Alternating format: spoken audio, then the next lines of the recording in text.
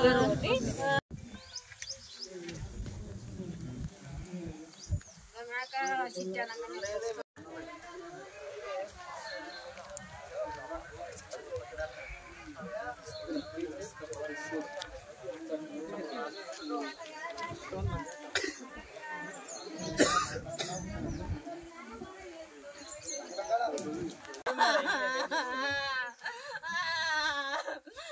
దేవుడా ఒక మేక కాదు 20 మేకలు పోయినాయి దేవుడా.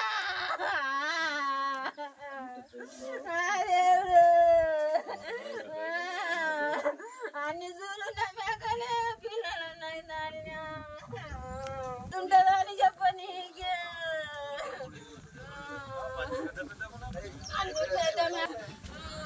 అన్ని పెద్ద పెద్ద మేకలు ఉన్నాయి సార్.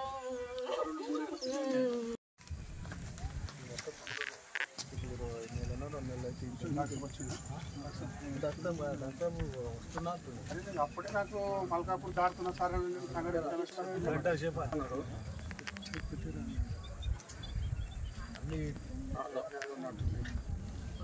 ఒకటి సైడ్ ఒకటి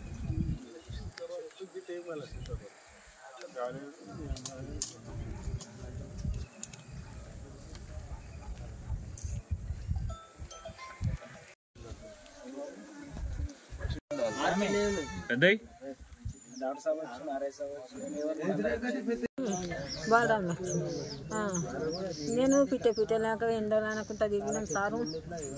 ఎక్క మొత్తం అన్నీ అయిపోయినాయి. పెద్ద పెద్ద మేకలు మేకలు అయితే పిలుస్తే మా ఇంటి వస్తాయి, ఎంత దూరం అయినా వస్తాయి. వచ్చే మేకలే పోయినాయి. వాన వచ్చింది అక్కడ మేస్తుండే, వాన వచ్చాకలా వెళ్తొచ్చినాయి మేకలు. వెళ్తొస్తే ఈ వానకు నిలబడి గిడ కాగితం కప్పుకొని నిండా కూర్చున్న మేకలు దగ్గరనే నిలబడి ఇట్లా చెక్కుమన్నట్టు కొట్టింది. నాకు కాళ్ళు ఎగిరిపోయినాయి, కాగితం నిండున్న ఇట్లా ఎగిరినట్టు అయినాయి అని జర మళ్ళీ చూస్తాకాలు అన్నీ తప్ప పడ్డాయి.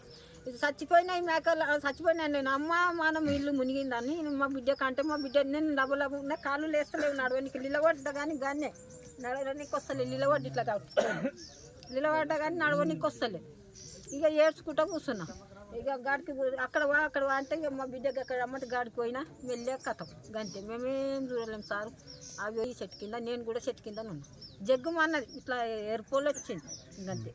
ఇక అంతకేం లేదు సారు.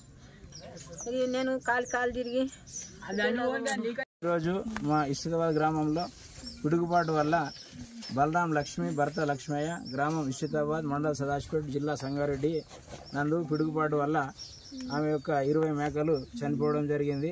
ఆమె యొక్క జీవనాధారం మేకలు మేపుతూనే ఆమె జీవితాన్ని గడుపుతుంది. కాబట్టి ఆమె యొక్క 20 మేకలు చనిపోవడం వల్ల ఆమె నాకు జీవనాధారం కోల్పోయానని శోకసంద్రంలో మునిగిపోయింది.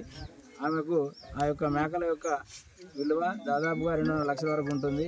ఆమెకు ప్రభుత్వం ఆర్థికంగా సహాయం చేసి ఆదుకోవాలని కోరుతున్నాం.